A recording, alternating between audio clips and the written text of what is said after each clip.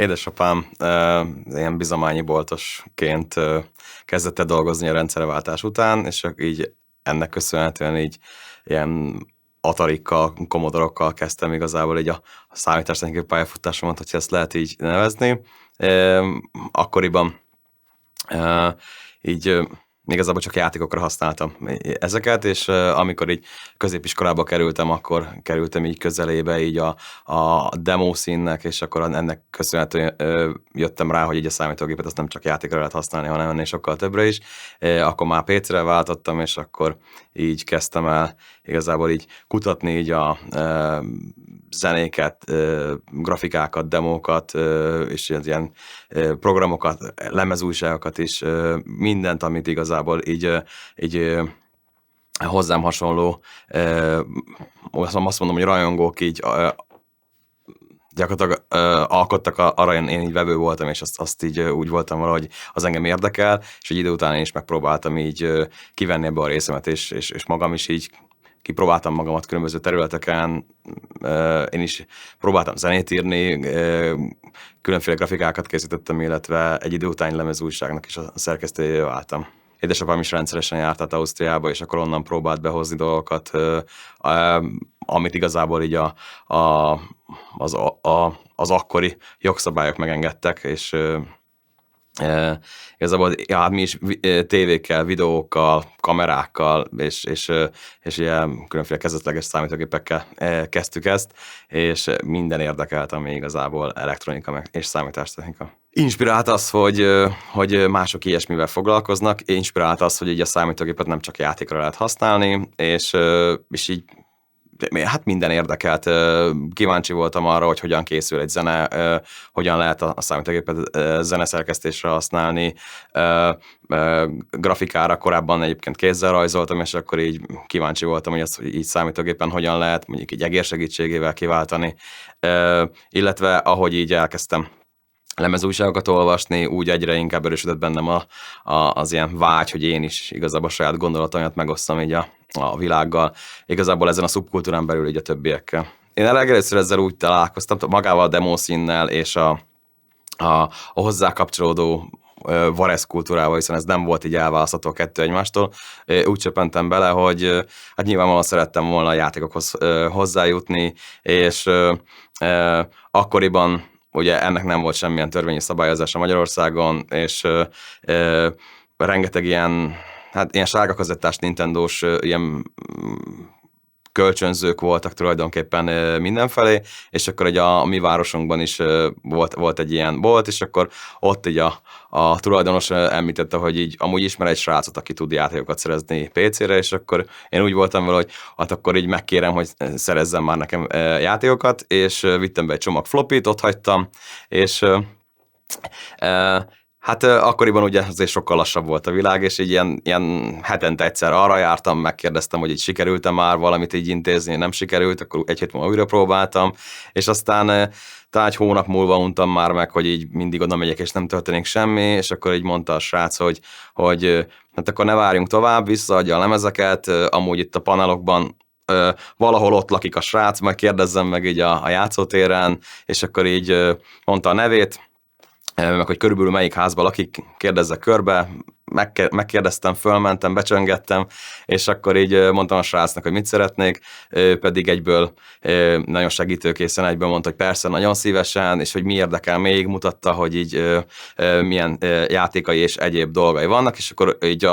amikor még volt hely a lemezeken, akkor mondta, hogy akkor lemezújságot, demót, ilyesmit szeretnék-e, zenéket, ilyesmit, és akkor mondtam, persze, minden érdekel, és ameddig így volt hely a lemezeken, addig másoltuk ezeket a dolgokat, egész estig ott voltam, tehát hogy így beszélgettünk, stb. És amikor így hazamentem, akkor ilyen izgatottan nézegettem át a lemezeket, hogy miket sikerült itt szerezni, és hát főleg ez a része az, ami megfogott. Az újdonság varázsa az, hogy olyan dolgokhoz lehet így hozzájutni, ami előtte elképzelhetetlen volt. Ezek az amatőr munkák, ezek tényleg nagyon inspirálóak voltak, az, hogy nagyon újszerű zenéket hallottam, amik tényleg teljes egészében számítógéppel készültek, a grafikák lenyűgözőek voltak, a demókat ezt tudtam képzelni, hogy hogyan készülhettek, És hát eleve az, hogy mondjuk ott voltak a lemezújságok, azokat elkezdtem olvasni, és ugye hozzám hasonló fiatalok ugye írtak különféle gondolatokat, egy csomó olyan volt közt, ami igazából ilyen ismeretterjesztő volt, vagy ilyen tanító jellegű, ilyen programozással kapcsolatos, zeneírással kapcsolatos, stb. Meg így a hétköznapi élettel kapcsolatban bármi, ami gondolataik voltak az embereknek, azt így kiírták magukból, ezt összerakták egy lemezújságba, és ugye floppy lemezeken terjesztették. A lemezújságokról annyit kell tudni, hogy ezek annak idején, hát azért hívják így, mert floppy lemezen terjesztették, általában így a lemezek a korlátai szabtak neki határt, és akkor azt megpróbálták minél jobban kihasználni. Ezek futatható állományok voltak, amiben így a cikkeken kívül grafikákat és zenéket is belecsempésztek, hiszen akkoriban nem volt még arra lehetőség, hogy az ember így egy számítógépen egy programnál többet futtasson, így ahhoz, hogy ne legyen annyira unalmas az olvasás, így a háttérzenéket lehetett így betölteni az olvasáshoz, illetve mindig igyekeztek a magazin jellegét kihangsúlyozva ilyen grafikákkal is feldobni a lemezújságot, és ezek ugye attól függően, hogy milyen volumenű újságok voltak, havi, két havi, akár éves rendszerességgel jelentek meg, volt, ami teljesen rendszertelenül, csak ahogy éppen elkészült egy szám, ahogy megtelt egy floppy lemez, és ezeket így a nevéből adódóan elsősorban floppy lemezen terjesztették. Voltak ilyen kifejezetten olyan központok, ahol így igazából így semmi másra nem foglalkoztak, mint a floppy lemezekkel kimásolták a lemezújságokat, ezeket borítékokba pakolták, és már adták is föl postán, hogy minél több helyre eljusson az országban, akár országon túl is, hogyha angol nyelven íródott. A nagyobb újságoknál már egyébként egy kiterjedt hálózat volt, ott annak volt egy főszerkesztője, és nyilván rengeteg segítő, aki igazából abban volt érdekelt, hogy ez minél több emberhez eljusson. Mindenki úgy érezte, hogy ez érdemes az emberek figyelmére, és így szeretnék minél több emberhez eljuttatni. Úgyhogy ők ebből vették ki a részüket, hogy ebben segítettek, hogy hát lemezújságokat és egyéb más tartalmakat igyekeztek minél több helyre eljuttatni, más megyeszékhelyekbe például, és akkor onnan már tovább terjesztették, akik tudták. Kisebb lemezújságoknál pedig nyilvánvalóan így a maga a szerkesztőség, az a pár srác, aki ezt igazából elkezdte csinálni, ők, akiket ez érdekelt, azoknak fogták, és így egy lemezre kimásolták, és feladták levélben, és elküldték. Mindig is úgy éreztem, hogy szeretném magamat így kipróbálni különféle területeken, mindig is kreatív embernek gondoltam magamat, és valahogy vonzott az, hogy valami sajátot, valami személyeset állítsak elő, legyen az bármi, és inspirált az, hogy másokat láttam írni, és úgy éreztem, hogy ezt nekem is meg kell próbálnom. Összetrombitáltam osztálytársakat, haverokat, hogy akkor csináljunk egyet közösen, és ehhez így, ugye, mivel programokról beszélünk, elkezdtem ennek egy ilyen kisebb keretrendszert írni, ami úgy igazából nem lett túl sikeres olyan szempontból, hogy így akkor nem nagyon tudtam még programozni, és így másokat kértem meg inkább erre, hogy akkor ők egy ilyen normálisabb keretrendszert írjanak a lemezújságunknak, és én pedig már csak azzal foglalkoztam, hogy így a cikkeket próbáltam így begyűjteni másoktól, azokat szerkesztettem, javítottam, és igazából az én munkám az volt, hogy összeállítottam az egyes kiadványokat, és amikor én azt késznek ítéltem meg, akkor abból előállítottam egy futtatható állományt, és azt így minél több csatornán keresztül megpróbáltam eljutatni az olvasókhoz. Happy News volt a mi lemezújságunknak a neve. Igazából nem voltunk túl kreatívak, a Terror News adta nyilvánvalóan az ötletet, és a Happy pedig onnan jött, hogy így az első csapatunknak Happy Soft volt a neve, és így ebből a két szóból raktuk össze. Így toplisták külön nem voltak, igyekeztünk külön rovatokba szervezni a cikkeket, mindig voltak valami technológiával foglalkozó dolgok, humorrovat volt külön, ilyen hétköznapi dolgok, amik nyilván a tizenéveseket foglalkoztatták, külön zenerovat, grafikák és hasonlók. Ez egy teljesen különálló szubkultúra volt az, hogy így az emberek nekiálltak lemezújságokat írni. Nem hiszem azt, hogy a nyomtatott sajtó hiánya okozta volna, egyszerűen így az emberek szerettek volna írni valamiről, és ez egy alternatív módja volt annak, hogy így a gondolataikat megosszák másokkal. Valószínűleg nem tudtak eljutni vagy nem tudtak volna ezek a cikkek eljutni a nyomtatott sajtóba, de nem is ez volt a céljuk. Ez egy szűk szubkultúrán belül egymással való kommunikációnak volt egy formája. Rengeteg olyan cikk született, ami igazából inkább volt levelezés, hogy valamilyen témát feldobtak az írók, és akkor arra mások válaszoltak, és ezek akár hosszú hónapokig, akár évekig zajló ilyen egymásra adott válaszcikkekben merült ki. Szóval inkább erről szólt, és egyáltalán nem a nyomtatott sajtónak alternatívát vagy konkurenciát akartak ezzel teremteni, egyszerűen csak így úgy érezték, hogy így ez is egyfajta módja az önkifejezésnek, és így a gondolatok, illetve a számítógépekkel előállítható multimédiás tartalmaknak az egyike. Hát abszolút nem csak a szórakoztató része volt vagy a szórakoztató részén volt a hangsúly, hanem azon is, hogy ezen keresztül tudták eljutatni azokat a híreket, hogy éppen mikor, hol, milyen rendezvények lesznek, milyen BBS-ek vannak, azoknak mik az elérhetőségei, kit milyen módon lehet elérni. Maga így a közösség az így egy ilyen kvázi telefonkönyvben gyűjtötte össze magát. Minden egyes számban aktualizálták, hogy akkor kit milyen telefonszámon lehet elérni, illetve milyen postacímre lehet nekik írni, illetve később, amikor már bejöttek az alternatív kommunikációs formák, mint például az e-mail, akkor már nyilván akinek már volt, annak e-mail címe is megjelent ott a neve mellett. Mi alapvetően magyarul írtunk, tehát így az országon belül igyekeztünk terjeszteni. Első körben így csak ilyen baráti társaságoknak juttattuk el, ezek floppy lemezen terjedtek elsősorban, kézen-közön adtuk át mindazt, amit mi csináltunk, illetve amit így sikerült megszerezni másoktól. Tehát nem csak a saját lemezújságunkat promóztuk úgymond, hanem ha kaptunk másoktól lemezújságot, akkor azt is továbbadtuk, és később pedig BBS-en igyekeztünk így az ország távolabbi pontjaira eljuttatni, tehát elsődlegesen én például Mosonmagyaróvári vagyok, és Debrecenben volt egy BBS, akikkel így kapcsolatban álltam, és az volt az első nagyjából, hogy egy debreceni BBS-re felmásoltam, és akkor ezzel már sikerült elérni, hogy így az ország másik felére is eljusson az újság, és aztán később ez terjedt,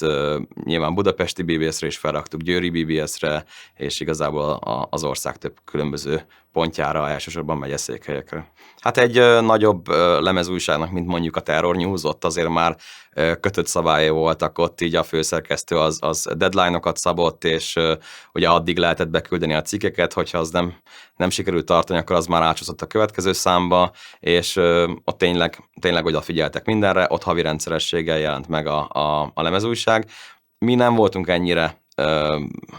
szigorúak, igazából mi mindig megvártuk, hogy összegyűjjön elő mennyiségű cikk. Úgy éreztük, hogy inkább tartalmasabb legyen az újság, mint az, hogy így akár pár óra alatt végre lehessen rajta szaladni. Úgyhogy mi mindig megvártuk, amíg így megtelt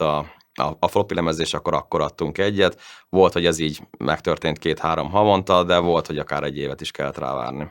Most nehezen idézem fel, hogy milyen lemezújságok voltak, pedig így otthon rengeteg megvan. Így igyekeztem az összeset összegyűjteni, ami annak idején így kijött. Még mindig gyűjtöm, tehát hogyha fellehető valahol, akkor azt igyekszem kigyűjteni. Én alapvetően a Terror News-t olvastam elsőrendűen, és ezen kívül pedig haveroknak a lemezújságait, amik viszont már nyilván lényegesen kisebbek voltak, úgyhogy most nem is tudnék igazából nagyon mást mondani. Amire emlékszem, csak ott nem emlékszem már így az újságnak a nevére, amiben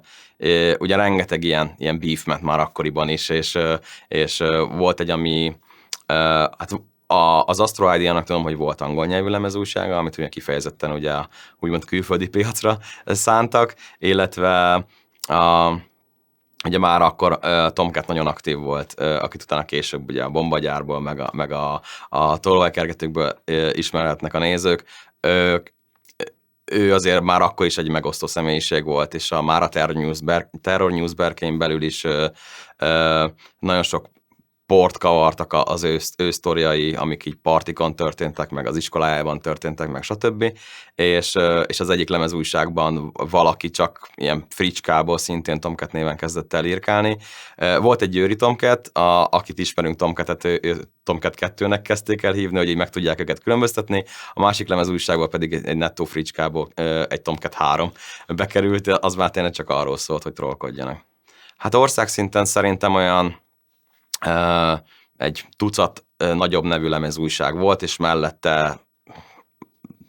több tucat, akár 100 kisebb. Ugye nyilván mindenki megpróbálkozott ezzel, és rengetegen úgy érezték, hogy neki kell egy saját lemezújság, ezek általában 1 vagy 2 szám után így elhaláloztak, nagyon kevesen élték meg igazából azt, hogy mondjuk már akár 10 számot tudhattak magukénak. A Terror News volt az, amelyik ugye a leghíresebb volt, legtovább futott, és ők a végére már ilyen CD-n terjesztették, mert már a nyomtatott sajtóval is így kapcsolatba kerültek, és már emlékszem pontosan, de azt hiszem 80-valahány számot ért meg a Terror News, 86 talán, vagy valahogy így. Jókor voltak jó helyen, nagyon jó minőséget állítottak elő, tehát hogy a többiekhez képest messze jobb minőségű volt maga az újságnak a kezelőfelülete, nagyon jó minőségű zenejátszó program állt mögötte, a zenék, amiket összegyűjtöttek zenészektől, azok mind nagyon jók voltak, és egyszerűen az volt egy olyan ilyen gravitációs pont a szénán belül, ahol így egyre, tehát így mindenki a Terror News-ba akart írni, mert az volt a legnagyobb, és tehát a Terror News-nak volt így a cikkírói bázisának így a legnagyobb számossága, tehát oda több százan írtak, bár azok, akik rendszeres írói voltak, azok így valószínűleg megálltak így 1 vagy 2 tucatnál, ők már ilyen híresek voltak úgymond a szénán belül, és aki jól írt, arra nagyon könnyen felfigyeltek, és utána kifejezetten várták a legújabb cikkeiket. Tomcat egyébként köztük volt egyértelműen, ő nagyon jól írt, és már csak a megosztó témái miatt is így nagyon sokan figyeltek rá, hogy miket ír, és egyszerűen érdekes volt. A Terror News volt az, ami így a beszéd témája volt így a hétköznapoknak. Emlékszem, úgy mentem be reggel a középiskolába, hogy és akkor olvastad a legújabb számot, és olvastad ezt a cikket, és alig vártam, hogy a szünetekben ezeket így kibeszélhessük, és akár több hetekre is igazából ilyen beszédtémát tudott adni, és valahogy mindig ilyen jó, ilyen diskurzus indító volt, hogy akkor bedobok valamilyen cikket, amit egy Terror News-ban olvastam. Hát először barátokat kértünk meg mindig arra, hogy próbáljanak meg cikket írni. Volt, akiket noszogatni kellett annak érdekében, hogy így több cikkünk legyen. Utána pedig így, amikor egy picit elterjedtebb lett a magazin, akkor már néhányan maguktól jelentkeztek. Addigra már volt saját postafiókunk BBS-eken, és akkor oda lehetett nekünk üzeneteket írni, és azon keresztül, akik ott jelentkeztek, és küldtek be cikkeket, azokat nyilván leközöltük, és tökre örültünk, hogy egyáltalán érdekel az újság valakit annyira, hogy így akár az ország másik feléről hozzánk írjon cikket, és ne egy másik lemezújságba. Úgyhogy ennek mindig nagyon örültünk, és minden egyes cikket nagy örömmel raktam bele így az újságba. Ha kellett, egy kicsit feljavítottam így a minőségét, ilyesmit, tehát ez volt igazából az én feladatom, hogy szórakoztató és érdekes cikkeket gyűjtsek össze így a környezetünkből. A lemezújságok hanyatlása az nagyjából összeköthető így a demószín hanyatlásával. Annak volt egy csúcspontja 96-97 környékén, amikor még ezrek látogattak el ilyen partikra,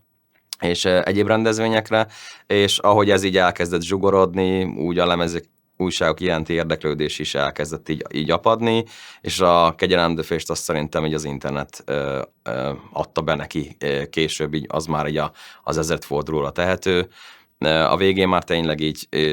mindenki úgy volt vele, hogy már nem feltétlenül érdemes ebben energiát fetszölni, és már csak azok foglalkoztak a lemezújság szerkesztéssel, akik elhivatottak voltak, de így a fókusz így szépen lassan áttevődött az internetre, és ott inkább ilyen honlapokra írtak az emberek, még akkor is, hogyha az élmény egészen más volt sokkal. Maga ahogy így átváltottunk az internetre, az nekünk egy ilyen hát egy ilyen minőségromlásként éltük meg, hiszen az internet nekünk semmi olyat nem adott akkoriban, hiszen már megvolt a mi kis kialakult környezetünk, mindenre volt alternatívánk, és úgy éreztük, hogy így jó dolog ez az e-mail, de a netmail az jobb,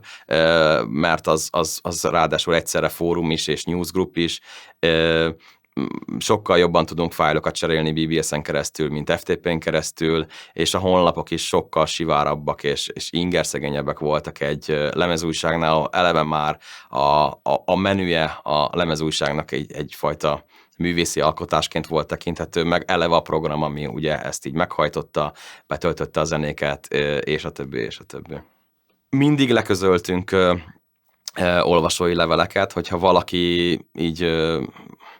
Szerencsére pozitív kritikákat kaptunk mindig. Jutólag visszagondolva nem is értem, hogy miért, mert a mai szemmel vállalhatatlan volt az a tartalom, amit előállítottunk, de akkor élveztük, és úgy éreztük, hogy ebben mi örömünket leljük, és azt így mindig örömmel fogadtuk, hogyha ez másoknak is tetszik, és úgy érzik, hogy amit mi tartalmat előállítunk, az valahogy őket megérinti, és még vették is rá fáradtságot, hogy nekünk levelet küldjenek, vagy felhívjanak telefonon, vagy ilyesmi, és úgyhogy ezeket az ilyen visszajelzéseket, ezeket mindig nagyon szívesen beraktuk az újságba, és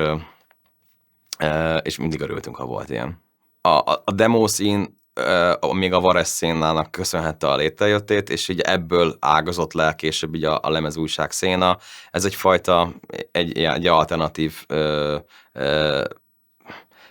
ága volt igazából a demo scene-nek, nem lehetett róla leválasztani, tehát egyértelműen ugyanazok az emberek mozogtak mind a kettőben, mégiscsak egy részét képezte az újságoknak így a demo scene által előállított tartalom, de mégiscsak valahol összefüggtek, tehát ugyanazok az emberek, ugyanaz az érdeklődési kör volt az, ami így ezeket az embereket így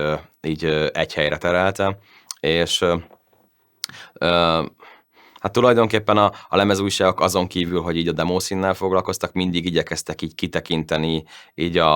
a nagyvilágba, és az egyéb ilyen érdekességet összegyűjteni, bármi, ami igazából a hozzánk hasonlókat érdekelhetett, legyen az zene, film,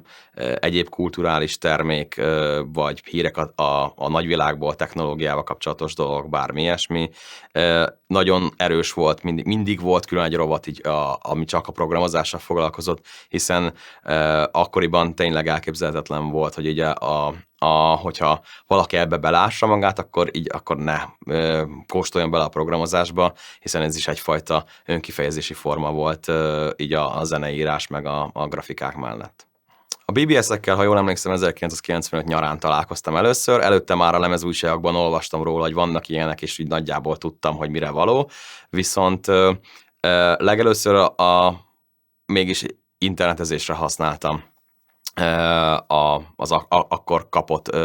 modememet a számítógéphez. Ehhez így nagyjából egy olyan történet kapcsolódik, hogy volt egy ilyen nyereményjáték egy közeli számítástechnikai boltban, ahol lehetett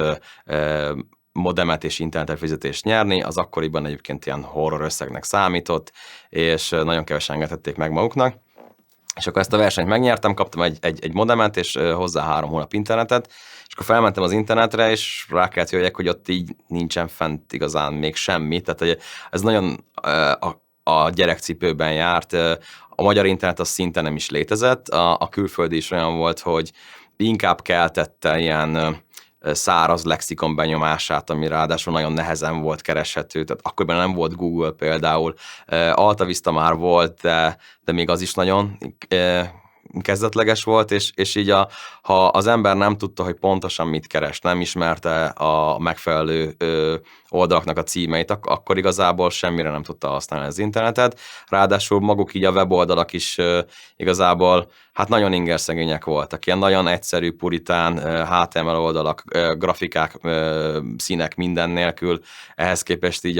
a demo scene, illetve a hozzá kapcsolódó kultúrák, azok így minden arról szólt, hogy így minden nagyon szép, színes, díszes, minden zenél, mozog, stb. És éppen ezért maga az internet az egy csalódás volt így az elején, nem is nagyon használtam ki azt a 3 hónapot, amit így kaptam így a nyereményjátékon, és úgy voltam vele, hogy ha viszont már ott van az a modem, akkor így használjuk már valamire, és akkor így felcsaptam az egyik lemezújságot, megnéztem benne így a BBS-es hirdetéseket, és így hát már nem tudnám megmondani, de találomra kiválasztottam egyet, hogy na, akkor én ezt most így fel fogom hívni, és megnézzük, hogy mi lesz ott, és nem is tudnám igazából így mihez hasonlít azt az érzést, mikor így először összesipolt a két gép, és így beleláttam más valakinek igazából így a gépébe, a merevlemezének a tartalmába, és így ott csupa olyan dolgot láttam, amit az interneten nem, csak és kizárólag a mi szubkultúránkon belüli zenéket, grafikákat, demókat, egyéb dolgokat, és így azt éreztem, hogy így jó helyen vagyok, és engem ez nagyon érdekel. Úgyhogy az elején ezt arra használtam, hogy így ezen keresztül próbáljak meg hozzájutni különféle tartalmakhoz, majd az akkori kezdetleges csetelési lehetőségekhez mérten ott a Szisoppal felvettem a kapcsolatot, és addig beszélgettünk, míg aztán mondta, hogy akkor mi lenne, hogyha az ő BBS-ük lenne az ilyen hivatalos disztribútora a mi lemezújságunknak, és akkor csinált nekünk oda külön postafiókot, és akkor mindig legelőször hozzájuk töltöttük fel a lemezújságunkat, és rajtuk keresztül terjesztettük. És akkor később a postafióknak köszönhetően elkezdtem már levelezésre is használni a BBS-eket, és abban meg az volt a nagyszerű, hogy igazán családias volt a hangulat, és rengeteg információhoz lehetett azon keresztül is hozzájutni. Ugye egyszerre voltak ezek a mai e-mailhez hasonló direkt kommunikációs eszközök, tehát hogy így tudtam valakinek direktben privát üzenetet írni, mellette a régi kezdetleges newsgroupokhoz hasonló tematikus csatornák, amikre szintén így fel lehetett iratkozni, és hogyha oda érkezett egy új levél, akkor azt automatikusan megkaptam, és akkor ezeket lehetett így olvasgatni, és nyilvánvalóan válaszolni is ezekre. Ezt úgy kell elképzelni, hogy mivel hogy annak idején nagyon drága volt így a telefon, hát legalábbis fogalmazzunk úgy, hogy sokba került igazából így a telefonvonalat arra használni, hogy így az ember fájlokat cseréljen, ezért csak a lehető legszükségesebb, legrövidebb időt használtuk arra, hogy így fájlokat cseréljünk egymással. A levelezés is úgy nézett ki, hogy először miután becsatlakoztunk a BBS-re, ott egy jelezte számunkra, hogy milyen új leveleink vannak, ezt egy zip file-ba le tudtuk tölteni, utána lecsatlakoztunk a BBS-ről, ezt egy külön programmal megnyitottuk ezt a zip file-t, ott végig tudtunk menni az összes kategórián, illetve a privát leveleken, hogy miket kaptunk, illetve mások ezekben a newsgroupokban miket írtak, és akár órákat töltöttem el azzal, hogy ezekre így egyenként megpróbáltam válaszolni, és a saját gondolataimat kifejteni, és amikor ezekkel elkészültem, akkor ezeket a válaszokat mind bezippeltem, újra felmentem a BBS-re, fölmásoltam a válaszaimat, és igazából vártam, hogy így erre majd jön valami reakció, ami a mai szemmel igazából szinte elképzelhetetlen, hogy egyébként soha nem volt a BBS-eken a levelezés annyira gyors, mint manapság az e-mail. Napokat kellett várni arra sokszor, hogy így a levél célba érjen, és utána még napokat arra, hogy így valami válasz is szülessen, hiszen ez úgy nézett ki, hogy először az ember mindig felment arra a BBS-re, ahol igazából ő így a saját postafiókját menedzselte, és a BBS-nek volt egy nyitvatartási ideje, abban az időpontban igazából egyszerre általában egy user lehetett bent, csak a nagyobb BBS-ek engedhették meg magunknak azt, hogy így egyszer több modem legyen a gépben, és többen is fel tudjanak csatlakozni. A legtöbben egy modemmel oldották ezt meg, és így emiatt egy felhasználatot bent egyszerre, és egymást váltottuk, miután ugye a leveleinket letöltöttük, vagy feltöltöttük. Amikor én írtam egy levelet valakinek, akkor az ugye először, ugye én fölmásoltam arra a BBS-re amelyikkel én kapcsolatban álltam, az általában egy megyeszékhely volt, és ők pedig így a nyitvatartási idő végén egy másik BBS-szel összesipolva gyakorlatilag szinkronizáltak egyet. Ez általában azt jelentette, hogy mondjuk egy győri BBS az így betárcsázott Budapestre, és utána hát attól függően, hogy milyen sorrendben történtek igazából így az összesipolások, vagy akár még aznap eljutott egy debreceni BBS-re is az a levél, vagy majd csak másnap ugyanabban az időben, amikor ugye a szinkronizáció megtörtént. Ebből kifolyólag igazából Magyarországon egy levelet célba juttatni az úgy általában 1-2 nap volt, és mire arra valaki válaszolt, az még valószínűleg ugyanennyi. Már csak azért is, mert más volt a tempó még akkoriban,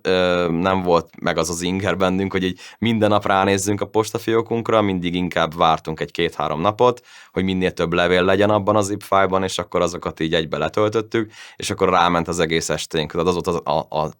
kvázi kikapcsolódás egy este, hogy megvártuk a 10 órát, amikor már olcsóbb volt telefonálni, akkor gyorsan letöltöttük a leveleinket, és akkor akár órákon keresztül írtuk a válaszainkat, és akkor azokat valamikor hajnalba fölmásoltuk. Hát a BBS-ekről azt kell tudni, hogy bárki üzemeltetett otthon ilyen kvázi szervert, ehhez csak egy telefonmodemre volt szüksége, és egy működő matávvonalra, és ezt így, hogyha gyakorlatilag elkezdte hirdetni bármilyen formában, akár mondjuk a lemezújságok hasábjain, akkor így a felhasználók egyenként be tudtak oda tárcsázni, és hogyha éppen valaki használta a BBS-t, akkor másoknak foglaltat jelzett, hiszen egyszerre egy modem egy kapcsolatot tudott fenntartani, és csak később, amikor már akár több modemes BBS-ek bejöttek, akkor egyszerre többen is bent lehettek a szerveren, és csináltak dolgokat, de azok már inkább a Windows-os verziói voltak a BBS-eknek, mert azért a DOS-os időkben így a multitask az nem volt így jellemző dolog, úgyhogy egy BBS általában egy dolgot csinált egyszerre, és ezért egyenként szolgálták ki a felhasználókat, akik úgy általában nem töltöttek el néhány percnél többet. Ha esetleg fájlokat töltöttek le, mondjuk demókat vagy zenéket, akkor lehet, hogy mondjuk egy fél órát vagy 1 órát is bent töltöttek, addig a többiek sajnos várakoztak, türelmesek voltunk általában, és így, ha foglaltat jelzett, akkor így 1 perc múlva megpróbáltuk újra, és 1 perc múlva újra, és újra, és újra, és amikor így hallottuk, hogy elkezd összesipolni, akkor így nagyon izgatottak lettünk, és alig vártuk, hogy körülnézhessünk ott, és megnézzük, hogy milyen újdonságok vannak. A BBS-ek tekintetében abszolút vegyes volt a felhozata, voltak, akik tematikusan csak inkább a zenékre, vagy a demókra mentek rá,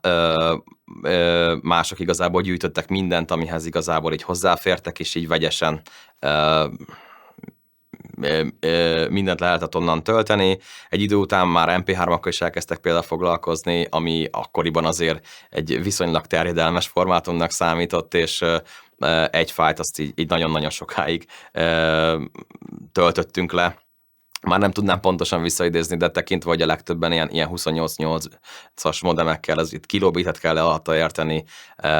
azért, hogyha az ember kiszámolja, hogy mondjuk egy átlagos MP3 az 3 megabyte volt, hogy akkor az úgy mennyi idő volt azt letölteni. Ezt ugye szépen türelmesen végigvártuk. Én nem éreztem azt, hogy egy nagyon nagy meleg ágya lenne a Vareznak, ugyanis a játékok azok nagyok voltak, így egy zeneszámhoz, amik ugye nem MP3-ak voltak akkoriban, hanem jellemzően modok, S3M-ek, ITX-emek és a többi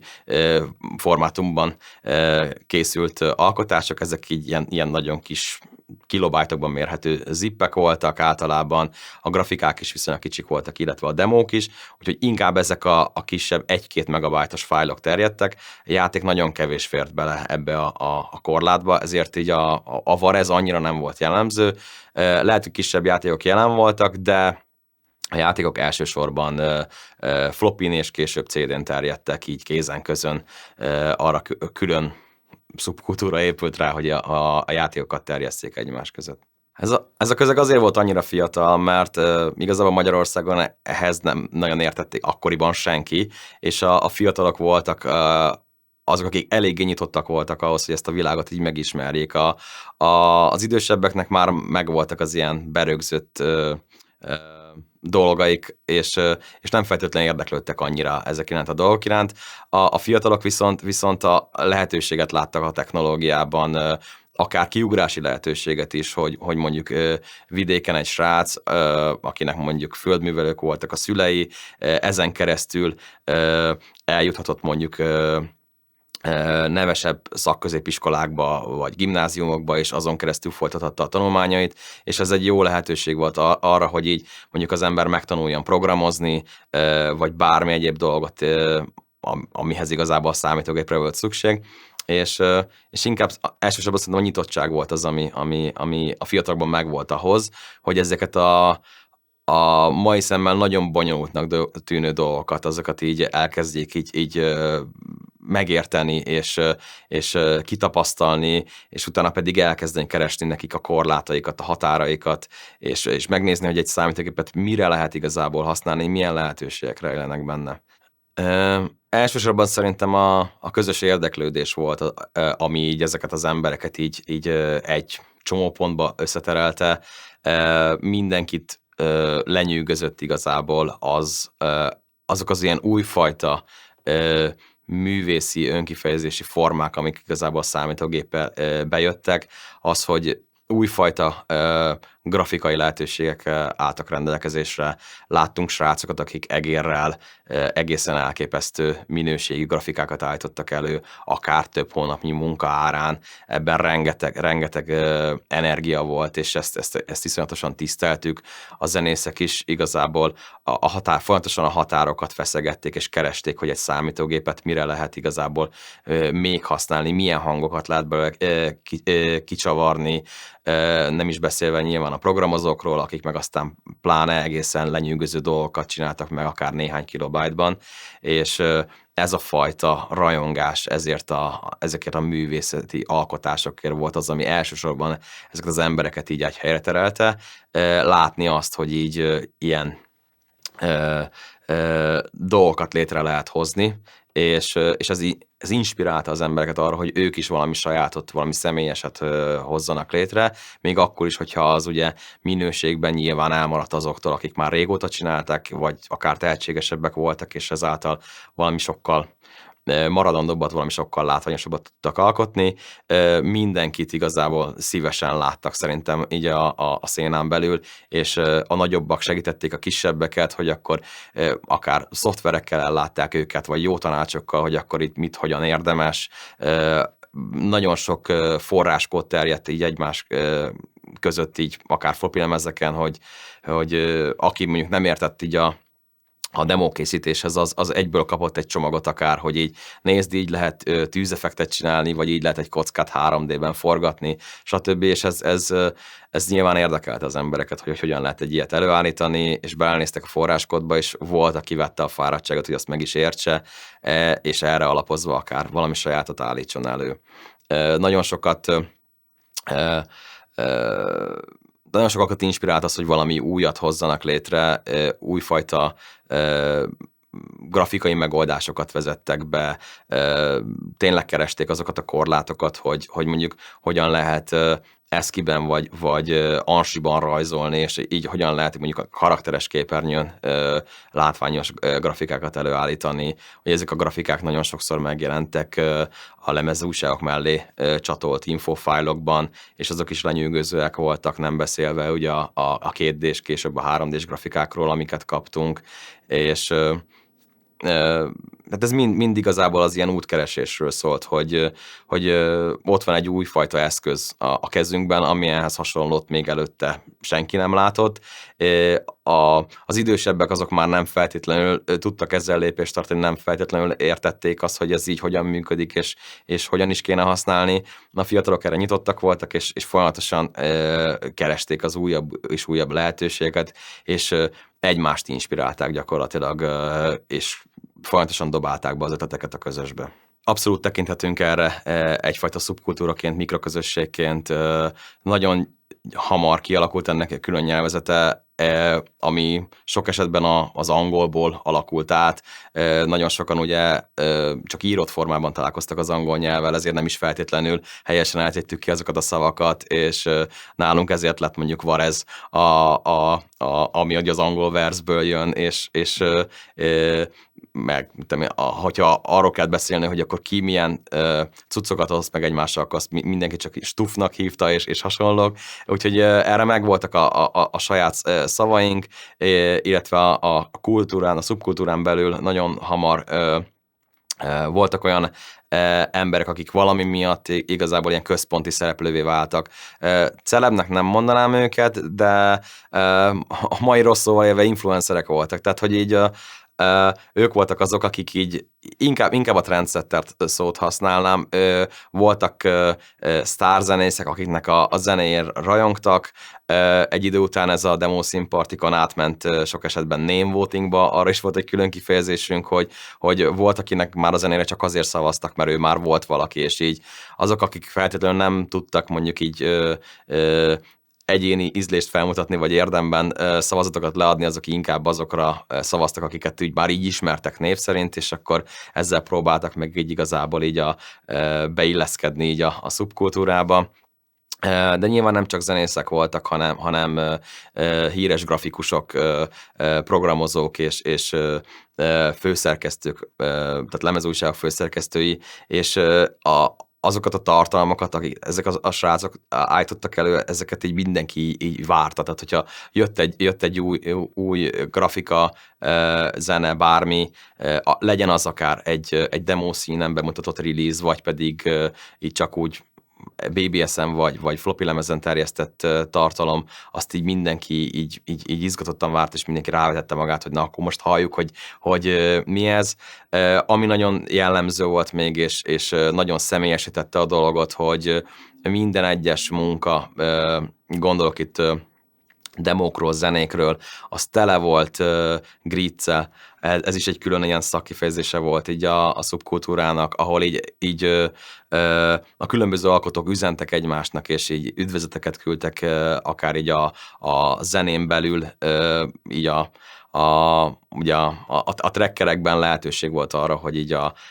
ilyen kisebb üzeneteket helyezzenek el, akár így a hangszereket, idézőes hangszereket úgy nevezték el, hogy az valakinek üzenjen valamit, és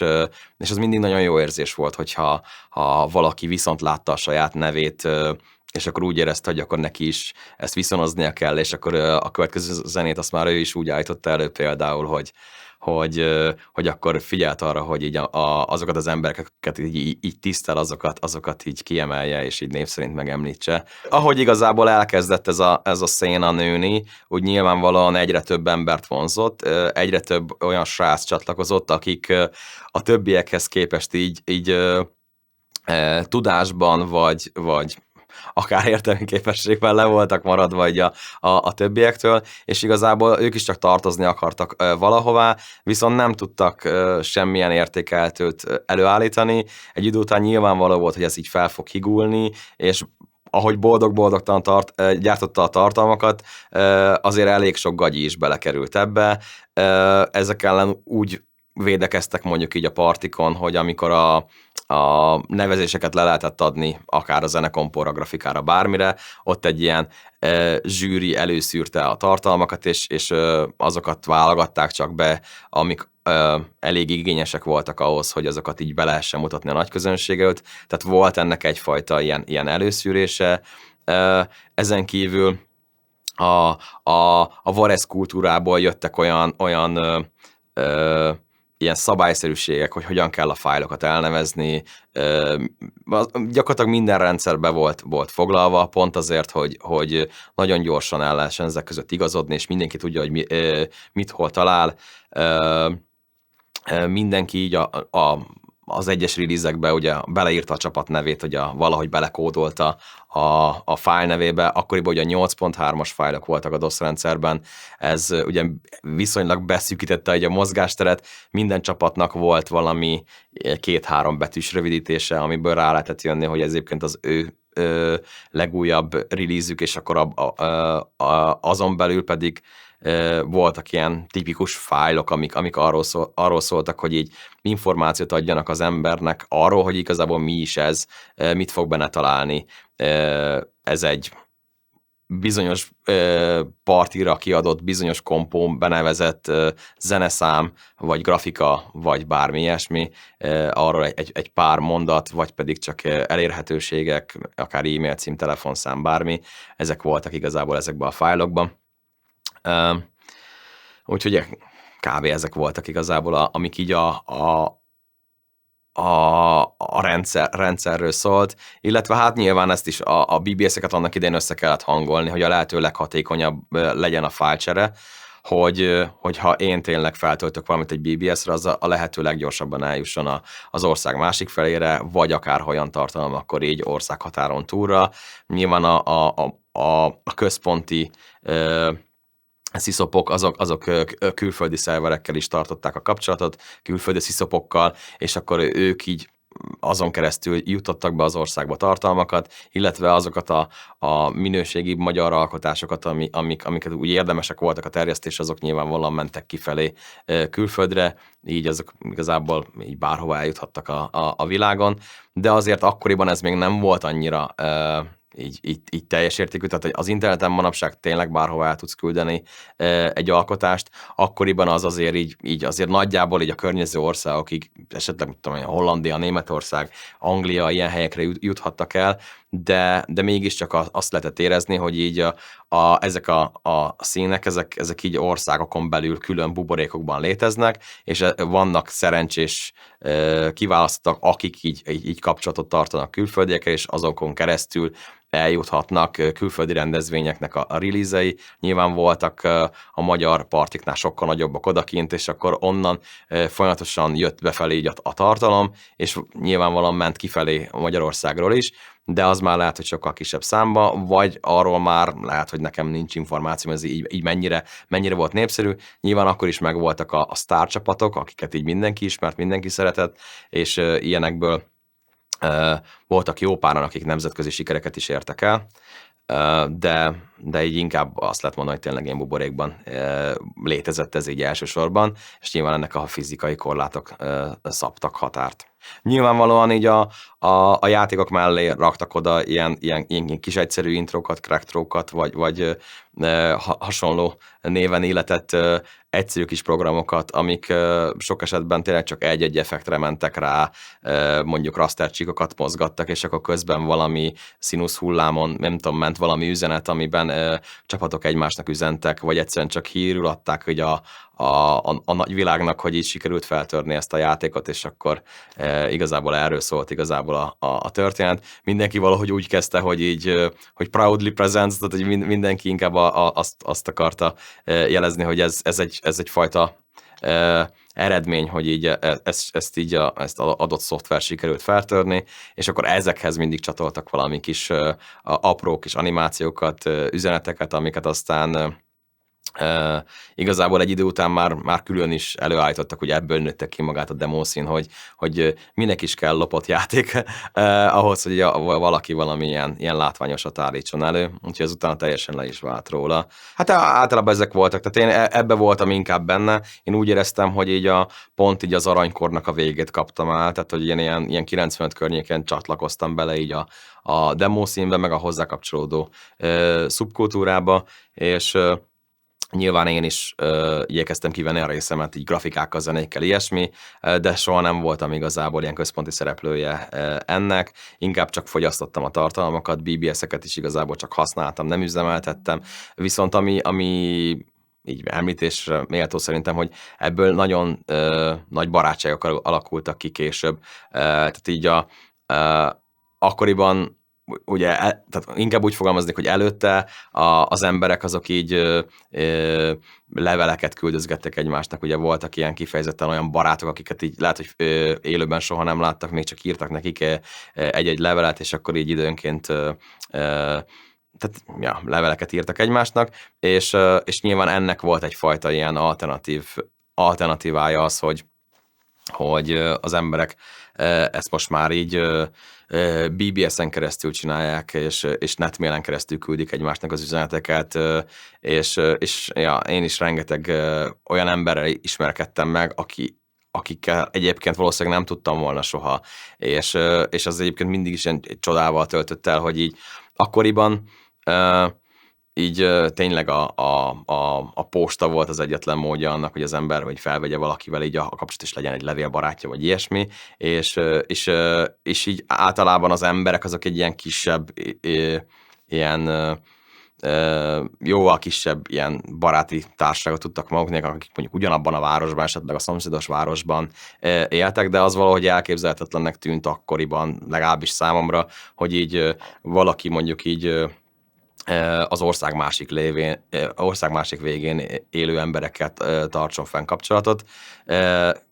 és ezt igazából lehetővé tette, és ez csodálatos volt, és nyilván utána az internetnek köszönhet ez ugye még jobban kiterjedt, és most már gyakorlatilag bárhol a Földön lehet barátod, és tudod vele tartani a kapcsolatot, és sokkal instantabb lett a kommunikáció, de akkoriban már ez is nagy szó volt, hogy egyáltalán ezt meg lehet tenni, hogy én fel tudom venni akár egy debreceni sráccal kapcsolatot, és akkor tudunk olyan dolgokról beszélgetni, ami igazából minket érdekel, és jó érzéssel töltött el minket az, hogy egyáltalán találtunk valakit, akit érdekel, igazából ugyanaz, ami minket. Annak idején a számítógépeknek elég erős korlátai voltak igazából minden téren, és az emberek ugye ezeket így feszegették, és ahogy ezek a korlátok így ledőltek, úgy igazából ez így nagyon sokszor így a véget vetett a kreatív energiáknak, ezt így a zenékben is így nagyon sokszor lehetett tapasztalni, hogy így az elején ilyen tényleg azért voltak innovatívak azok a zenék, mert hogy így tényleg a végletekig hajtották azt az adott gépet, vagy akármilyen eszközt, és később, amikor ezek még megszűntek, akkor már onnantól gyakorlatilag bármit meg lehetett csinálni, és ez az internetre is igaz volt, hogy így nyilván amíg ez egy ilyen viszonylag zárt és kontrollált dolog volt, nem mindenki engedhette meg magának azt, hogy így ennek részese legyen. Ez nem is az, hogy megengedhette, egyszerűen tényleg így nagyon sok ember ez el se jutott egyáltalán az, hogy így ilyen létezik, és azért szerencsésnek mondhatta magát az ember, hogy így egy ilyen szubkultúrának a részese lehet, és emiatt egyébként nagyon nyilván tematikus is volt ez az egész, tehát hogy így ez a szubkultúrán belül ugye csak azok a dolgok voltak így töményen zanzásítva, ami minket érdekelt, és nem volt benne nagy zaj. Tehát, hogy így a legnagyobb zajt azt ugye mondjuk a lémerek generálták azzal, hogy így olyan tartalmat állítottak elő, ami gagyi, és igazából nem volt érdemes igazából arra, hogy ez ott úgy az nagyobb figyelemre tartson számot, vagy ilyesmi. Ott igazából ez volt a legnagyobb problémánk akkoriban. De ez mégiscsak egy ilyen zár dolog volt, és az internettel igazából ez megszűnt. Először nekem az internettel az volt a bajom, hogy sokkal ridegebb, emberidegenebb volt ezeknél az alternatívák, vagy ezekkel az alternatívákkal szemben. Egyszerűen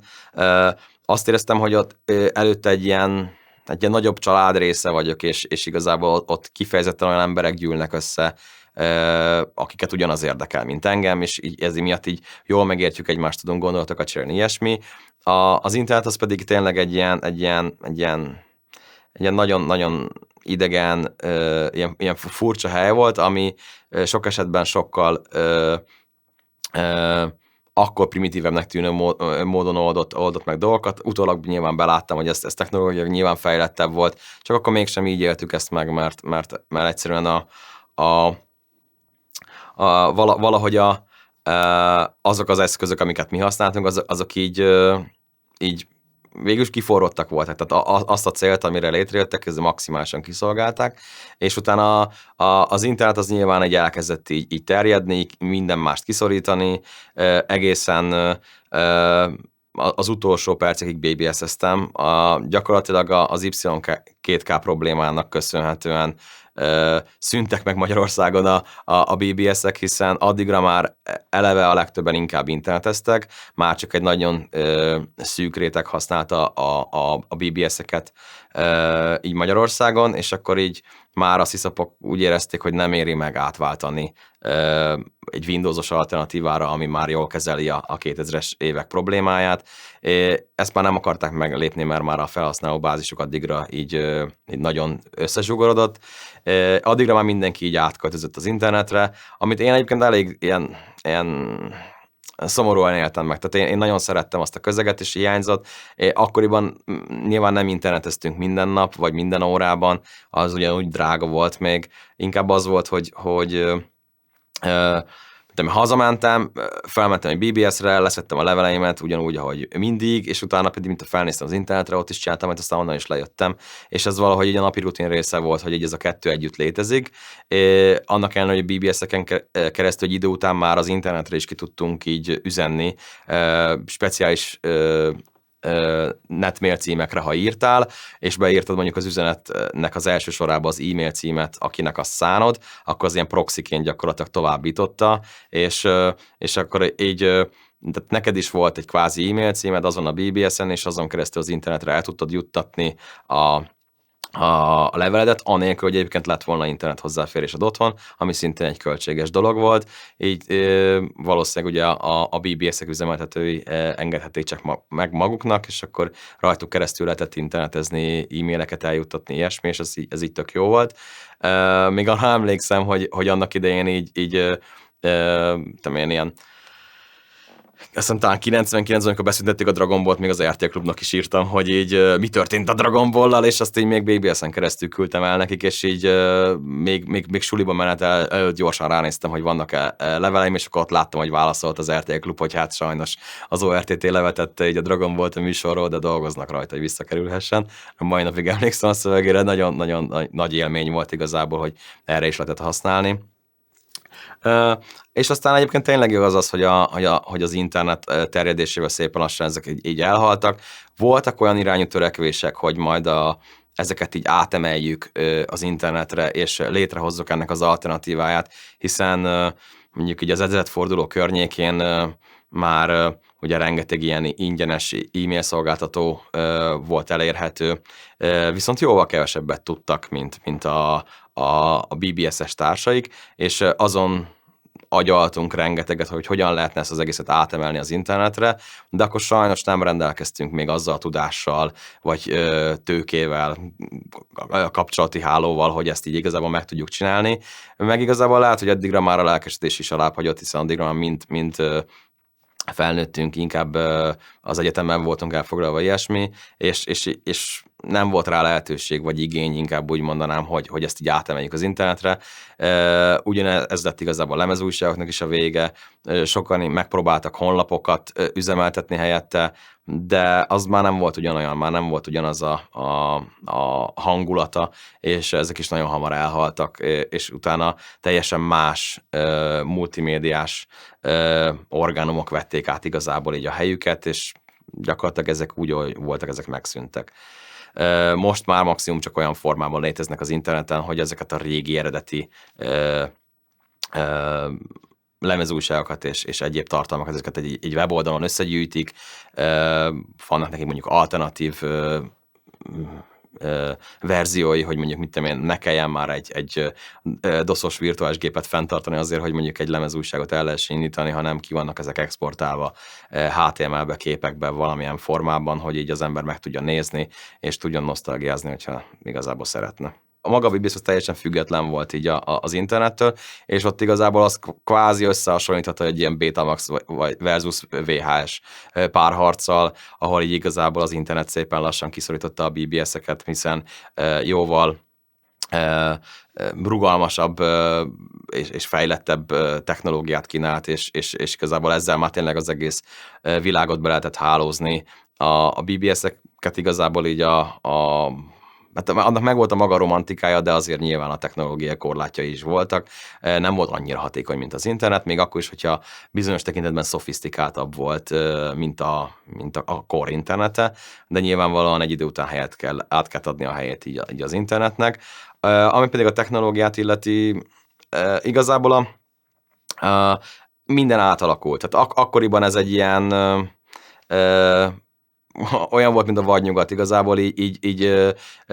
mindenki a határokat kereste, feszegette, és igazából így minden új volt, és az emberek tényleg mindenben kipróbálták magukat. Egy idő után ebből az ilyen kaotikus állapotból azért úgy így egy idő után ilyen rend teremtődött, és ebben a rendben egy idő után kialakult egy rendszer, ami miatt már utána már nem tudott, tehát már nem voltak meg azok a kreatív energiák, mint korábban, és valószínűleg ma már nem is tudna ez így tényleg így létrejönni. Egyszerűen abból kifolyólag, hogy most, hogyha felmész az internetre, akkor így minden ott van azonnal. Akkoriban az adta meg ennek az egésznek az értékét, hogy ez egy nehezen hozzáférhető, nehezen érthető dolog volt, egy szubkultúrának így a kulturális terméke, és most meg igazából, hogyha felmész az internetre, minden ott van karnyújtásnél, csak keresni kell tudni, ami nem feltétlenül triviális, hiszen nagyon nagy a zaj, de emiatt igazából, hogy nem kell érte megküzdeni, ezért igazából már nem is nagyon tudod értékelni, és minden csak ideig, óráig tart. Annak idején hónapokig játszottunk egy játékkal, hónapokig hallgattuk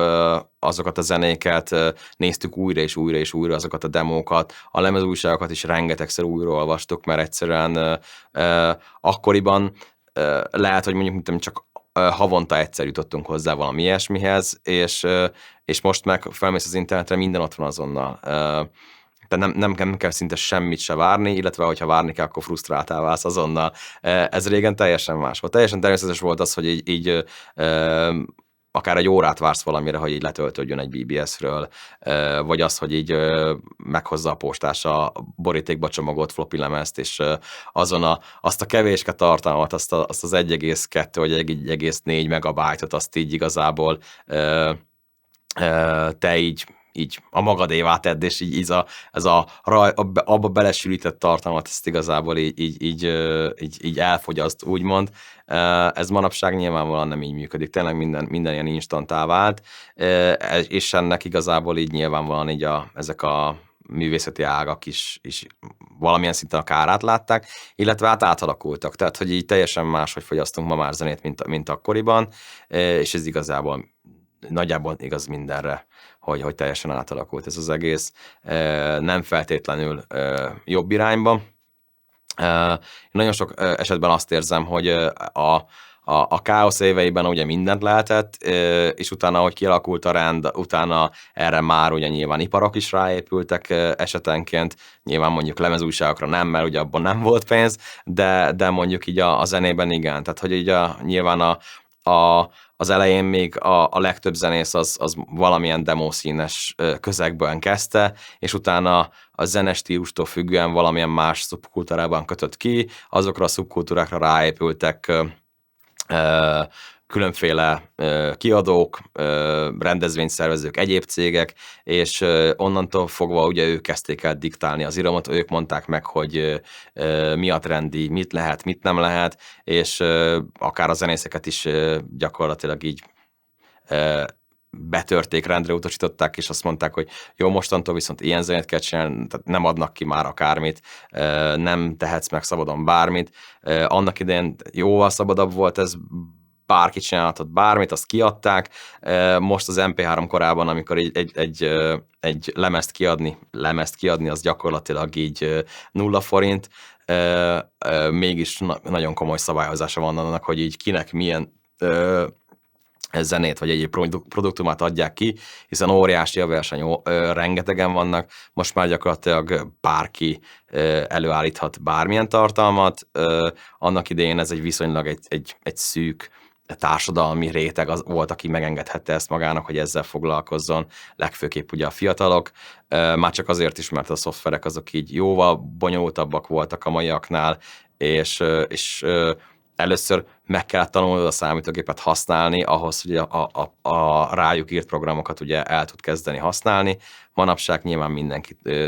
el tud boldogulni egy számítógéppel, és csak elindítja azt a programot, amit arra hoztak létre, hogy mondjuk zenét lehessen vele szerezni, vagy bármi, és akkor akár 5 perc alatt igazából internetsztár lehet valakiből, hogyha igazából tehetséges. Hát nem nagy tételben szveppeltem, inkább csak így arra használtam, hogy néhány sráccal, akik mondjuk mit tudom én, nem voltak fenn BBS-en, és nem lehetett más módon nekik tartalmat elküldeni, nekik el tudja küldeni lemezújságokat, általam írt zenéket, ő is elküldte a saját dolgait, lehet, mint tudom, válaszként küldött cikkeket az újságba, vagy félkézzenét, hogy akkor azt így ilyen feedként ugye közösen csináljuk meg, és társadalmi, szóval, hogy inkább ez a fajta kommunikáció ment, külön swappelésnek, én ezt nem mondanám, de ismertem swappereket a városban, akik ezt így tényleg nagy üzemben szemmel végezték, és rengeteg cucc keresztül ment rajtuk, és ők voltak az ilyen, hát minek nevezzem, terjesztői igazából ennek a szubkultúrának. Őket mindenki ismerte a városban, és hogyha valami ritkaságot kerestél, akkor nyilván hozzájuk kellett menned, mert ők lehettek azok, akik így mondjuk meg tudtak neked szerezni valami kevésbé ismert lemezújságot, demót, zenét, bármit, ilyesmit. Azon kívül ugye az ilyen ismertebb dolgokat, azokat akár másoktól is beszerezheted. Azért mondjuk a Terror News-nak a számai azok, hogy nagyjából bárhol megvoltak bárkinél, ahhoz nem kellett olyan nagyon messzire menni. Bármikor egyébként így csöngetett a postás, és jött valami, amiben láttam azt, hogy ott abban vagy floppy lemez, vagy CD, vagy bármi ilyesmi van, akkor ott az hatalmas boldogság volt, mert még akkor is, hogyha mostani szemmel nézve ilyen nevetséges méretekről beszélünk, arra azért nagyon sok tartalom felfért, főleg mondjuk egy szöveges tartalom, ha egy lemezújságról beszélünk, ami akár tényleg hetekre, hónapokra igazából ellátott inspirációval, vagy bármilyen gondolattal, ilyesmi, és az tényleg nagyon jó volt. Később, amikor már CD-k voltak, hát a hónapokig lehetett igazából azokról mazsolázni, mert annyi minden volt rajta. Tehát, hogy amikor az első ilyen CD mellékletes magazinok megjelentek, illetve akár csak így ilyen író CD-n, amik így kézen közön mentek, rengetegen foglalkoztak azzal, hogy így ezeket így összegyűjtsék a különféle kiadványokat. Az ilyen nyomtatott sajtóban is egy idő után elterjedt az, hogy így a CD melléklet jelentős részét annak szenteli, hogy ezt a szubkultúrát promotálja, és mondjuk mit tudom, egy 650 megás CD-ből mondjuk így 100-150 megát arra szántak, hogy így akkor a legfrissebb demókat, zenéket,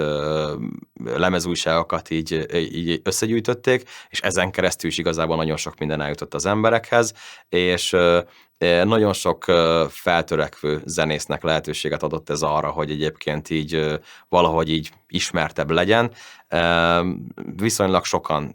kezdték szerintem úgy, hogy ha nem demo színpartin, akkor valami CD mellékleten kezdtek el igazából zenéket terjeszteni, hiszen volt olyan, aki mondjuk így valamilyen okból kifolyólag nem fért hozzá igazából mondjuk lemezújságokhoz eleinte, nem voltak ilyen kapcsolatai, nem járt partikra, viszont nyilván a magazinokat azért megrendelte, és akkor így oda a szerkesztőségbe küldte be direktbe így a zenét, vagy az egyéb produktumait, és akkor azokat, hogy összegyűjtötték, és az volt benne a jó, hogy így annyira nem is nagyon válogattak, tehát bármit felraktak, és roppant szórakoztató alkotások is voltak köztük, és így akkoriban tényleg, hogy így átlagosan mondjuk így néhány kilobájtos volt egy zene, és abból mondjuk volt bent egy könyvtárban akár több száz, azokkal nagyon sok időt el lehetett tölteni, mert azokat az ember így tényleg így végignézte, végighallgatta, stb. Úgyhogy itt tényleg hónapokról lehet beszélni, amik mondjuk egy CD-t az ember így feldolgozott, hogy azon mi van, illetve hogyha már később, mint a saját gyűjteményedet így kiírt a CD-re, vagy elmentél, mert ugye kezdetben nagyon kevés embernek volt CD írója otthon, elmentél valakihez, hogy akkor létszi, akkor ezeket mind írt ki nekem CD-re, azt utána mindenki kölcsönkért, és mindenki kíváncsi volt rá, és így addig adtuk kölcsön ezeket a CD-ket, míg aztán tönkre nem mentek, vagy el nem tűntek, mert általában hát ugyanazra a sorsra jutottak, mint annak idején a könyvek, hogy így igazából vagy saláta lett, vagy igazából semmi, tehát hogy így nagyon kevés cucc jutott utána már vissza, de nem baj, nem bántuk, tehát hogy így ezt igazából pont azért csináltuk, hogy megosszuk egymással azt, amink van, hiszen ez volt benne a legizgalmasabb, hogy így én erre egyfajta értékként tekintettem, ez egy kincs volt az, hogy én ezeket így meg tudtam szerezni, és te valahogy természetes volt, hogy azt meg is akarom osztani másokkal, és így, hogy továbbadtam egyből, és ahogy büszke voltam arra, hogy ilyet tudtam szerezni, azonnal így minél szélesebb körben megpróbáltam ezt terjeszteni, hogy nézd csak, és akkor itt van egy lemezújság, és akkor így volt ennek egyfajta bája az, hogy így az ember így megpróbál másokat is bevonni, hogy így osztozzanak az örömében. A BBS-es felületek nagyon egyszerűek voltak, általában ilyen 16 színű karakteres képernyők voltak, nagyon egyszerű kis menükkel, amiket így nyilván a billentyűzet gombjaival lehetett vezérelni, akár földanyirakkal, vagy valamilyen ilyen gyors billentyűkkel, és akkor ott vagy belementél valamilyen menüpontban, ahonnan így a fájlokhoz volt hozzáférésed, könyvtárba tudtál körülnézni, fájlokat tudtál letölteni, vagy külön menüpont volt az, amin keresztül te mondjuk saját fájlt tudtál feltölteni, volt külön menüpont arra, hogy ha szeretnél a sysop-pal beszélgetni, akkor bejött egy nagyon kezdetleges kis chat felület, ahol először még úgy volt, hogy vagy ő írt, vagy te, de egyszerre nem lehetett látni, hogy így mi történik, tehát hogy így ez egy ilyen teljesen ilyen simplex kommunikáció volt. Később bejött már az, hogy így, hogy half duplex, vagy full duplex, hogy akkor már így látom, hogy gépel, és minden egyes karakter szépen átjön. Látom, hogy elgépel is, visszatörli, stb. Majd később már arra is alkalmas volt, hogy fájlokat küldjünk egymásnak, miközben beszélgetünk. Ez ugye mindig ilyen egy az egyes kapcsolat volt ugye a BBS-ek jellegéből adódóan. Így egyszerre egy emberre tudtál csetelni, hiszen a vonal másik végén a BBS-nek az operátora ült, és senki más, viszont ez is mindig nagyon nagy élmény volt így ilyen emberekkel beszélgetni olyan dolgokra, ami téged érdekelt, megbeszélni a legújabb lemezújságoknak a tartalmát, a legújabb release-eket, zenéket, bármi ilyesmit, ami igazából akkoriban érdekelt minket. Külön felülete volt a BBS-en annak, hogy így te a leveleidet ugye le tud tölteni, meg fel tud tölteni, és igazából nagyon egyszerű volt az egész. Miután ugye bontottad a vonalat, te kiléptél abból a programból, és indítottál egy másik programot, ami szintén egy ilyen karakteres felület volt, egy nagyon kis kezdetleges olvasó program, amivel ki tudtad bontani igazából azokat a fájlokat, amikben a levelek voltak megtalálhatóak. Ott ilyen színekkel segítette azt, hogy milyen olyan topikok vannak, amiket te már elolvastál, vagy ami éppen nincsenek új témák. Mondjuk szürke volt az, amiben nem volt semmi számodra olvasatlan, a fehérrel ki volt nagyjából így highlight-olva, hogy akkor ott még van valami, amit még nem olvastál el, és akkor ott úgy belementél, és akkor nagyjából alapvető információkat láttál ugye üzenetekről, hogy ki, mikor, milyen címmel írt valami levelet, és akkor azt meg tudtad nyitni. Arra már valószínűleg egy másik programot kellett használni, hogy így szöveget szerkesszél. Tehát, hogy így én, ha jól emlékszem, a Turbo Pascal-al kötöttem össze a Terminál nevű levelező rendszert, és én az összes válaszlevelet, amit írtam, azt mindig Turbo Pascalban írtam meg, és utána pedig, ahogy abból kiléptem, nyilván elmentődött a fájl, visszaléptem a terminálba, és utána a terminálban, amikor én úgy éreztem, hogy készen vagyok, akkor volt egy menüponttal, azt mondtam, hogy na, akkor szeretném becsomagolni most már így a válasz üzeneteimet, és akkor onnan kilépve újra elindítottam a BBS-es kliensemet. Rosszul mondom, igazából a terminál volt az, amivel én a BBS-ekkel kommunikáltam, és a Blue Wave volt a levelező rendszer, amit én használtam, és a Blue Wave volt, ami a Turbo Pascalomat így megnyitotta, és csak azon keresztül írtam így a válaszokat. És amikor a Blue Wave-ből kilépve ugye elkészült a csomag, akkor azt ugye visszaléptem a terminálba, és akkor ott úgy ki tudtam választani, hogy én ezt a fájlt szeretném feltölteni, és akkor már is felment. Ennek mindig volt egy ilyen nagyon kis egyszerű, akár ilyen Norton Commander-szerű kezelőfelülete, amin látod azt, hogy éppen akkor így ez az adott fájl fog fölmenni, mennyi van még hátra, mérte ott az időt, mutatott valami kis csíkot, és akkor azt tudtad nézni akár perceken keresztül, hogy megy fel, vagy éppen jön valami le, és hát úgy nagyjából ennyi volt a kezelőfelület. Tényleg nagyon kis egyszerű volt, de annál praktikusabb tulajdonképpen. Hát, hogy mindig ott ültek a sziszopok a gép előtt, azt nem tudom, hiszen valószínűleg nekik is azért korlátolt volt a kezelőfelületük, és hogyha nyitvatartási időben ugye a BBS-eket arra használták, hogy így ugye hívásokat fogadjanak, akkor valószínűleg másra nem nagyon tudták használni a számítógépüket, és aztán lehet, hogy ebbiket közben tévéztek, vagy valamivel elfoglalták magukat, és amikor észrevették, hogy valami megjelent ott a képernyőjük, hogy valaki írt nekik, akkor nyilván odaültek a géphez, és akkor elkezdtek vele csetelni. Már nem emlékszem arra, hogy hogyan vettük fel igazából így a kommunikációt. Nyilván írtunk egy hellót, bemutatkoztunk, stb., és akkor így elkezdtünk így arról beszélgetni, ami éppen eszünkbe jutott, legyen az egyik aktuális lemezújságnak a száma, vagy valami zene, vagy bármi ilyesmi. Nyilvánvalóan, hogy így az ember bemutatkozott, hogy ő kicsoda, mit csinál, ilyesmi, abból már mindig adódott valami téma, hogy akkor, hát mint tudom, én zenéket írok, akkor milyen zenéket írsz, és akkor így már kialakult valami diskurzus, és akkor ez ment tovább. Hát amint ugye ez megtört ez a jég, akkor utána az ember nyilvánvalóan már barátként tekintett a Sziszopra, és akkor már mindig vártuk a lehetőséget, hogy mikor tudunk újra beszélni. Ezt általában meg is beszéltük legtöbbször, hogy így én majd, mit tudom én, csütörtök este vagy péntek este fogok újra telefonálni, és akkor majd várj, hogy én akkor hívlak. Tehát volt egyébként, amikor ez már ilyen ütemezettebb volt, és azt lehetett sejteni, hogy akkor így, ahogy 10 üt az óra, akkor ott valaki meg fog jelenni, hogy valószínűleg akkor Sziszopok ott ültek, és nézték, hogy így mit csinál az ember a gépükön, és hogyha nyitott egy csataplagot, akkor ugye el is kezdtek vele ugye beszélgetni.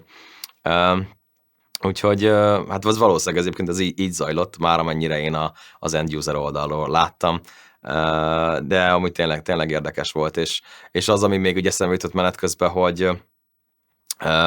akkoriban, amikor én ezeket csináltam, így én azért még ugye az osztályban is így azt mondom, ilyen csodabogárnak számítottam, hogy én ezekkel egy foglalkozom, és így vicces is volt, amikor így mondtam osztálytársaimnak, hogy így, hát én cseteltem egy másik emberrel, így az ország másik végéből, és akkor mondták, hogy mi ez a hülyeség, miért csinálnál ilyet, miért nem hívott fel telefonon, meg ilyesmi, nem értették, de ugyanúgy nem értették az MP3-at se, hogy így elmondtam, hogy így, én jó minőségben töltöttem le zenét, így egy BBS-re is meg tudtam hallgatni, és így miért hallgatnál számítógépen zenét, és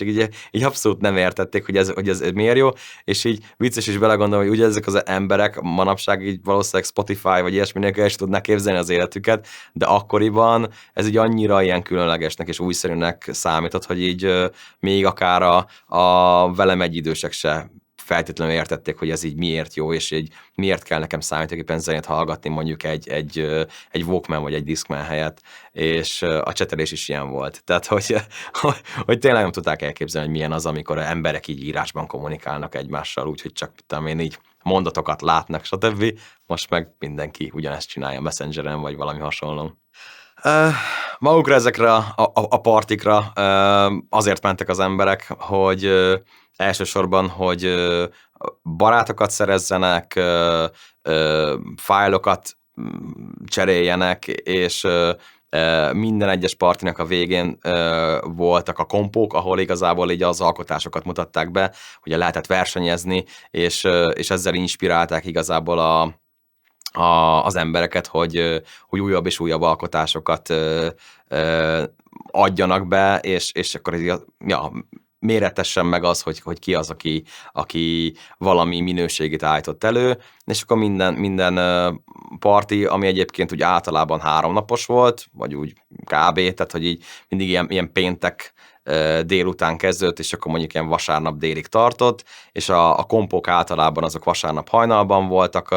ha még ébren bírtak maradni akkoriban az arcok, mert azért nagyon sokan nem aludtak, tehát hogy így pénteken oda mentek, és akkor vasárnap délig megpróbáltak fennmaradni. Fiatalok voltunk, legtöbbször bírtuk, és akkor így ugye volt egy határidő, ameddig ugye oda lehetett menni a szervezőkhöz és flopin beadni egy nevezést, amire megfelelő szabályokon belül, ugye, tehát meg volt annak a szabálya, hogy milyen kompók vannak, annak milyen követelményei vannak, hogy ennek a fájlnak most mit tudom én, kisebbnek kell lennie, mint 64 kilobyte, itt nem használhatsz ebben a zenében, mint a 4 csatornánál többet, és a többi, illetve mindig kihirdették, hogy ezeket milyen gépeken fogják bemutatni, mert akkoriban nem volt akkora szabadság, mint manapság, hogy így gyakorlatilag minden PC-n elfut nagyjából ugyanaz, tehát így most nem nyilván az ilyen videójátékokra gondolok, ahol már vannak hardware limitek, hanem így az, hogy egy program el tud indulni, valószínűleg minden Windows le tud futatni egy programot ugyanúgy. Akkoriban azért voltak nagyon komoly limitációk, tehát hogyha te írtál egy demót, akkor neked külön meg kellett írnod a hangkártyának, a videókártyának mindennek a vezérlését, és akkor emiatt sok esetben ugye bizonyos hardwarehez kötődtek ezek az alkalmazások, úgyhogy ott mindig az volt, hogyha tudtad, hogy mi a kompógép, akkor tudtál rá valamilyen úton, módon szerezni olyan hardvert, akár haverokat megkérni, hogy most akkor hozzon át mondjuk egy graviszt, és akkor azon most így kipróbáljuk, hogy egyébként működik a demónk, és így tényleg szól a zene benne, meg mi ilyesmi, és akkor így hát úgy tudták garantálni a minőséget, hogy előre kihirdették, hogy milyen kompógépen fogják ezt így lejátszani, amik általában sokkal erősebbek voltak, mint az átlag PC-k, amiket ugye az átlag embereknek így megengedhettek maguknak. Ugye ezek a rendezvények, ezek sok esetben már bírtak szponzorokkal, olyan számítástechnikai nagykerek támogatták őket, akiknek ugye ez egy jó reklámfelület volt, hogy ők ebben részt vesznek, és akkor általában ők biztosították azokat a számítógépeket, amiken aztán végül bemutatták így vasárnap hajnalban így a demókat, a zenéket, a grafikákat, stb. Úgyhogy a parti nagyjából így néztek ki, és alapvetően kapcsolat építésre használták az emberek. Oda mentünk, akárkivel szóba egyettünk, és vagy voltak már nálunk floppy lemezek, mondjuk egy csomag floppy, és akkor azzal mentünk, akkor adjál már, mutasd, mit van, és akkor így azon keresztül elkezdtünk csereberélni. Mindig voltak olyanok, akik valamilyen obskurus módszerrel tárolták az adataikat, voltak, akik annak ellenére, hogy már PC-n dolgoztunk, még mindig magnókazettára pakoltak ki dolgokat, vagy később videomagnót használtak arra, hogy egy MP3-at tároljanak rajta, ami nagyon vicces volt, be úgy így volt egy ilyen katalógusuk, hogy akkor most nekem kell ez az album, akkor hova kell tekerni, és akkor onnan így nagyon lassan, de át tudta másolni a dolgokat. Nyilván a lemezes meghajtókhoz képest iszonyatos mennyiség adatot rá tudtak rakni egy VHS kazettára, és ugye ezért is használták. Később meg már mobilrekekkel mentünk mindenhová, és akkor volt benne akár mekkora, nem tudom mekkora vinyóink voltak akkor, de hogy azokkal mentünk, és akkor így csereberéltünk. Tehát akkoriban mindenki az volt, hogy ez volt az első számú forrása annak, hogy valami újhoz hozzá lehessen jutni, és lehet, hogy mondjuk volt egy 2 gigás vinyóm, azt üresen elvittem egy partira, és azt megpakoltuk, és akkor utána abból így hónapokig sem egésztem, mert annyi mindent összeszedtem, annyi MP3-at, annyi demót, annyi újságot, mindenféle dolgokat, úgyhogy ez igazából elsősorban erről szólt, másodszorban arról, hogy így az emberek, tehát a hasonló érdeklődésű emberek azok így összejöjjenek, beszélgessenek, együtt demókat nézzenek. Voltak, akik ott fejezték be igazából a demóikat, még a zenéiken utolsó simításokat ott végezték. Nekem is volt olyan, hogy vittem többféle zenét, és akkor így megkérdem az embereket, hogy így figyelj, hallgassunk már bele ebbe, abba, mondd már meg, hogy melyik a jobb szerinted, melyiket nevezzem be az adott kompóra, és akkor ott azt ugye eldöntöttük, akkor kimásoltuk gyorsan egy floppy lemezre, elrohantam, leadtam, stb. Úgyhogy ezek mindig nagyon izgalmasak volt, és utána meg így izgatottan váltuk a kompókat, ugye mindig meg volt hirdetve, hogy melyik mettől meddig tart, utána a szavazás az floppy lemezen zajlott, tehát hogy így az emberek egy floppy lemezre egy speciális program segítségével ugye tölthették ki, hogy akkor így melyik alkotó, melyik alkotására ad le voksot, és akkor utána azzal visszamentél a szervezőkhöz, ezt leadtad, ők ugye ezt így összesítették, és utána pedig hajnalban mindig történt egy eredményhirdetés, ami gyakran ugye díjakkal, ajándéktárgyakkal is járt, tehát a szponzorok mindig adtak a nyerteseknek valami hasznosat, egy hangkártyát, videokártyát, egeret, bármit igazából, amit így hasznosnak találtak, és